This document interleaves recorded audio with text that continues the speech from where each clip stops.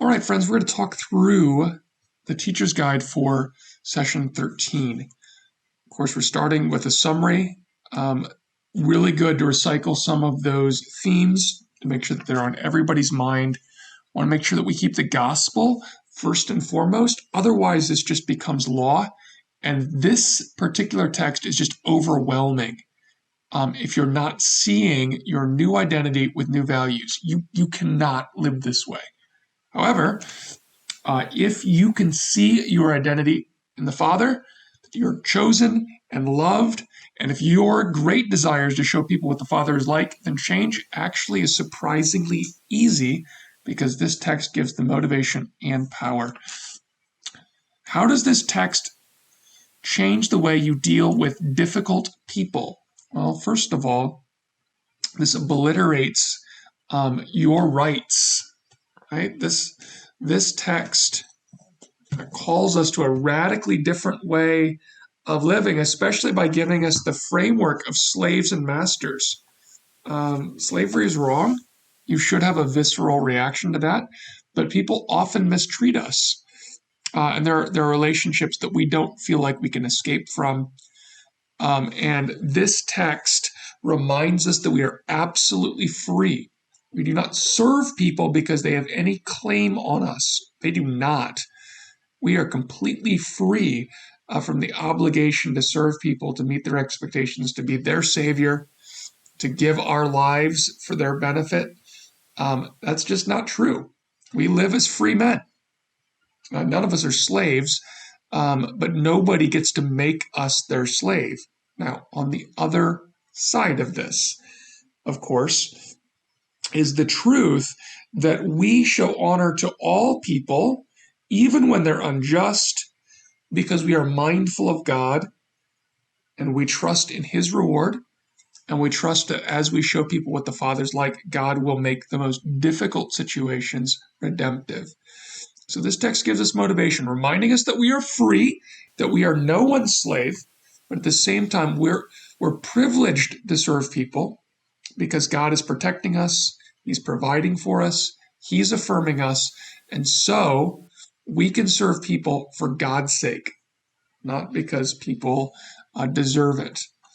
And to go a little deeper, how do you honor and serve difficult people in a way that glorifies God but doesn't make you a doormat? This is, if this hasn't come up before you even get to this question, they're not really thinking about it, because this is the hard thing.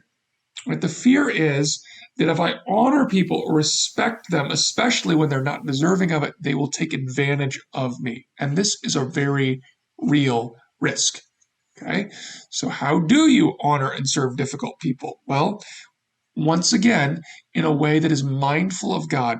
And perhaps the most helpful thing here is if someone is abusing the way you show mercy and kindness, don't stop being kind, don't stop showing mercy, but change the way you show that kindness. You're going to need to set up personal boundaries. And I did not discuss this extensively in the passage guide, but it's worthy of discussion. Okay, the easiest way to think about this is it not right. It is not good to empower people to sin against you. All right, if you allow people to physically abuse you, you are enabling their sin. Okay, I'm not wagging my finger at anyone, but you don't need to stay in that situation. It would not be godly to empower people to sin against you physically, verbally, certainly sexually. None of that is appropriate ever. And so if someone is sinning against you, you do the right thing, even if they're not going to understand, even if that means suffering for Christ's sake. This text goes there. It says that if you do good and suffer for it and you endure it, this is a gracious thing to God. And so we go ahead and draw the boundaries. We do not allow people to sin against us, but at the same time, we are not harsh, we are not vindictive, we are not punishing people with our behavior, nor are we judging people, right? We're not the judge. We don't judge motives, but we do understand what God expects from people, and so we make it hard for people to sin and easy to do right. We're still gracious, we still show up, But if they abuse us verbally, well, then we maybe need to step away. Um, Perhaps the best way to do that is you just let people know, hey, I value you. I'm going to keep showing up. But if you go off on a verbal tirade, I'm going to have to step away. That's not good for you. It's not good for me. And I'll show up again. But if you step out of line, I'm just going to have to terminate this conversation, right? Or you can honor people and show them that they're important without, giving them money or empowering a destructive lifestyle. There's a lot of nuance here, um, and the specifics are going to be driven by your discussion. But hopefully, we can see that we want to make it hard for people to sin, easy to do what's right. You can still treat them as a person, but that does not mean empowering their sin, harming you, or harming other people. We serve other people for the glory of God. And where somebody wants to use us for evil intent, we draw the line because we are absolutely free. We're free to serve God. We owe no obligation to them other than loving them for Christ's sake. Move to this heart section, and I wrote this little line. Now, we're all prone to the fear of man, and we tend to react poorly when people mistreat us. This passage frees us from the pressure that would lead us into sin, like conformity or wanting to look like everybody else, but it also gives us the power and the motivation to behave with grace and courage. What I'm driving at is this verse 20, that incredible concept that we do good even if it's going to cause us to suffer. We do the right thing, even if people are not going to understand, even if they've told us to do something wrong and we have to stand on our integrity, say, I can't lie about that report. I can't misrepresent what happened. Love you. I'm going to speak the truth here. It gives us incredible courage. And to apply that, when do you think you will be in a difficult social situation this week? We'll need to remember this text. We're looking for specificity, and it might be a small thing. I feel pressure to lie when I'm around other people that boast, right? I feel pressure to not tell the truth or to flatter people because I really want them to like me, right? This text allows us to love people, but it frees us from the need, the slavery to their opinion, or to really sort of walk on eggshells around people that are volatile. We can speak truth to them in a very loving way. We can affirm them. We don't shame them. We offer them hope, but we also speak the truth. We speak the truth. You might have a conversation that says, hey, when you speak to me that way, it's really very harmful to me. And I don't appreciate it. Now, I love you, right? And I'm more than willing to forgive you. But going forward, I'm going to need to ask you not to speak to me in that way, or I'm going to have to remove myself from the conversation, or something like that, right? This is a mix of courage and grace. We're always kind, always honoring people, but at the same time, we're doing good works. We're honoring Christ above honoring people. Next question. Where will you be pressured to conform or to do the wrong thing to meet someone's social expectations?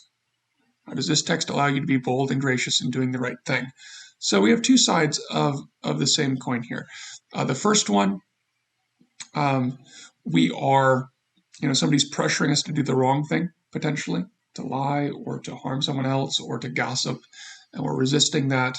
And then the other one's a little more inside our heads, where I'm going to be hypocritical, or I feel pressure to want to impress somebody or to alter my behavior or to hide the truth about God just because I'm embarrassed. And this text allows me to be bold and to speak truth and to speak about the Lord and to speak against someone that maybe is running their mouth or being slanderous or gossiping, that sort of thing. Similar question stated in slightly different ways, right? The language of conformity and maybe the language where I'm going to be tempted in a social situation to behave the wrong way. Maybe this one's a little more, I'm going to be tempted to lash out, and this one I'm going to be pushed into behaving the wrong way. They're not going to know it, but I'm going to compromise my testimony going along with people. Fifth question. Why does the Spirit reveal these things to me today? Why is it important for me to keep this in mind? What's going to happen in the next week? Where do I need to correct a relationship by showing honor or doing good, even if it's costly? So now we're making a plan how I'm going to go into the next week. I'm going to draw those good boundaries so I'm not allowing someone to sin against me. I'm not feeling pressure to impress people by sinning, by joining in that slander, joining in that gossip, um, impressing people by lying or padding a report, not telling the truth, all of these things. So this, we're actually making a tangible plan coming out of 3 or 4. If there was something you think, you know what, I do feel pressure from people and I don't always behave in a godly way, we're going to make a plan on how we can set that right. Good discussion. This text is most powerful if we get those specific relationships. If you can't get through everyone, at the very least have an example for yourself and 1 or 2 other people in the group, and we'll all grow together. Hope you have a great discussion. Look forward to joining you next session.